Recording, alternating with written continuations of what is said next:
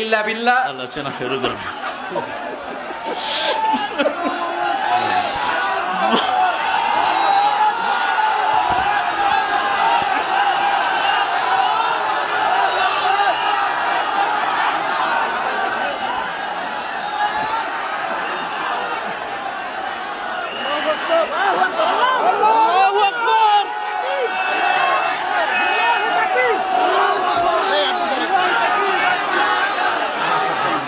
পাশে কোনো লোক আসতে দেওয়া যাবে না।